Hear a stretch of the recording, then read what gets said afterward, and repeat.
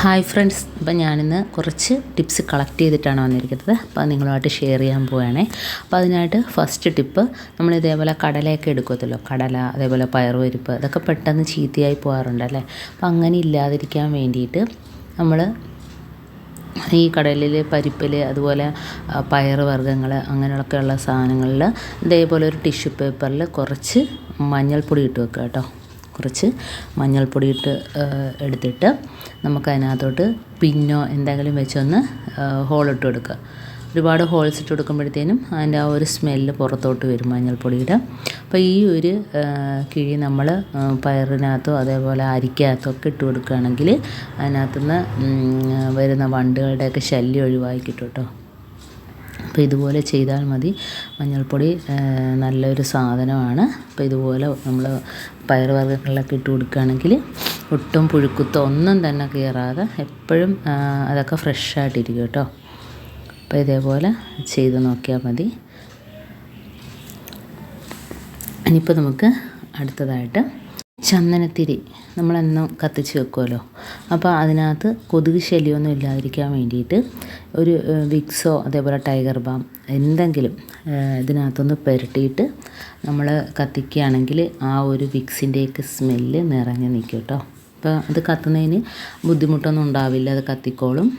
അപ്പോൾ ഈ ഒരു സ്മെല്ലടിച്ചിട്ട് കൊതുകിൻ്റെ ശല്യമൊന്നും കാണത്തില്ല കേട്ടോ. അപ്പോൾ ഇതേപോലെ ചെറുതായിട്ടൊന്ന് സ്പ്രെഡ് ചെയ്ത് കൊടുത്താൽ മതി. എന്നിട്ട് നമ്മൾ ചന്ദനത്തിരി കത്താതിരിക്കത്തില്ല, നല്ല രീതിയിൽ കത്തുകയും ചെയ്യും. നമുക്ക് ആ ഒരു വിക്സിൻ്റെയൊക്കെ ഒരു സ്മെല്ല് നമുക്ക് പുറത്തോട്ട് കിട്ടുകയും ചെയ്യും. അപ്പോഴത്തേന് നമുക്ക് കൊതുക് ശല്യമൊക്കെ കുറവായി കിട്ടും കേട്ടോ. ഇതേപോലെ സന്ധ്യ സമയത്ത് 1-2 ചന്ദനത്തിരിയൊക്കെ കത്തിച്ച് വെച്ചാൽ മതി. നമുക്ക് കൊതുക് ശല്യം ഇല്ലാതെ സുഖമായിട്ട് ഉറങ്ങുകയും ചെയ്യാം കേട്ടോ. അപ്പം ചന്ദനത്തിരി കത്തുന്നതിനൊന്നും ഒരു കുഴപ്പമില്ല. നല്ല രീതിയിൽ സ്മെല്ല് വരികയും ചെയ്യുന്നുണ്ട്. അപ്പോൾ ഇതേപോലെയൊക്കെ ചെയ്യാത്തവരൊന്ന് ചെയ്ത് നോക്കാം.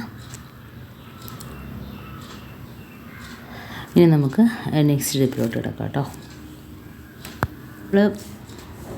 നമ്മളിതേപോലെ വിമ്മൊക്കെ മേടിക്കുന്നതിൻ്റെ കവറുണ്ടല്ലോ, വിമ്മ് ഹാൻഡ് വാഷൊക്കെ മേടിക്കുന്നതിൻ്റെ കവർ നമ്മൾ വെറുതെ കളയില്ലേ, അത് തീർന്നു കഴിഞ്ഞ ശേഷം നമ്മൾ വെറുതെ കളയുകയല്ലേ ചെയ്യുന്നത്. അപ്പം നമുക്ക് അത് ഹോട്ട് ബാഗായിട്ടോ അതേപോലെ തന്നെ ഐസ് ബാഗായിട്ടൊക്കെ ഉപയോഗിക്കാം. ഇപ്പോൾ നമ്മളിതിപ്പോൾ തണുത്ത വെള്ളമാണ് ഒഴിച്ചു കൊടുക്കുന്നത്.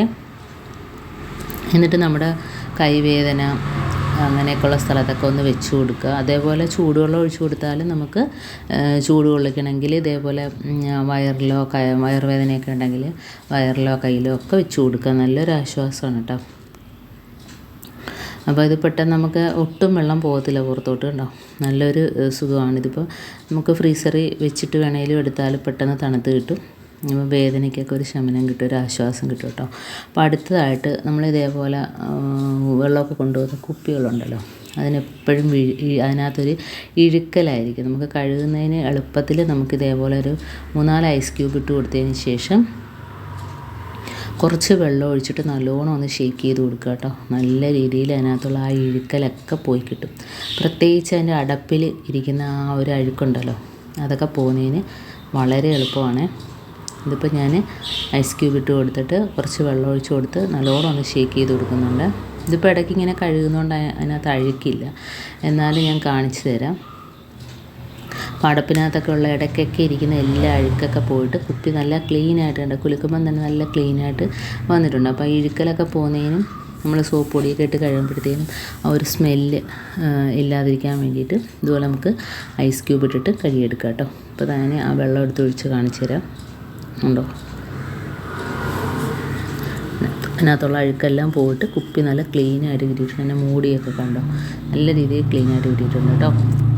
ഇനി അടുത്തതായിട്ട് നമ്മളെപ്പോഴും തറ വൃത്തിയാക്കാൻ മോപ്പ് ഉപയോഗിക്കാറുണ്ട്, എന്നാൽ മോപ്പ് വൃത്തിയാക്കാറില്ല അല്ലേ. അപ്പോൾ അതിടയ്ക്ക് നമുക്ക് അണുവിമുക്തമാക്കാൻ വേണ്ടിയിട്ട് അതുപോലെ അതിനകത്തുള്ള അഴുക്കെല്ലാം പോയി കിട്ടാൻ വേണ്ടിയിട്ട് നമ്മൾ ബക്കറ്റിനകത്ത് ആദ്യം കുറച്ച് വെള്ളം ഒഴിക്കുക.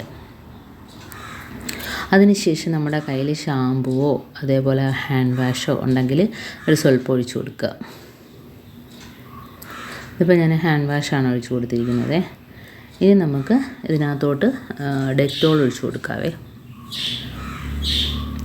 ഡെറ്റോൾ അറിയാലോ, നല്ലൊരു സാധനമാണ്, അണുക്കളെയൊക്കെ ഇല്ലാതാക്കും. അപ്പോൾ കുറച്ച് ഡെറ്റോളും കൂടെ ഒഴിച്ച് കൊടുക്കുക. ഇതിപ്പോൾ ഞാൻ ഇടയ്ക്ക് കഴുകാറുണ്ട്, അതുകൊണ്ട് കാണിക്കുന്നതിന് വേണ്ടിയിട്ടാണ് ഒരു സ്വല്പം മാത്രം എടുത്തത്. നമുക്കിതിൻ്റെയൊക്കെ അളവ് കൂട്ടാം, അഴുക്കുള്ള അനുസരിച്ച് ഇതിൻ്റെയൊക്കെ അളവ് കൂട്ടിയെടുക്കാം കേട്ടോ.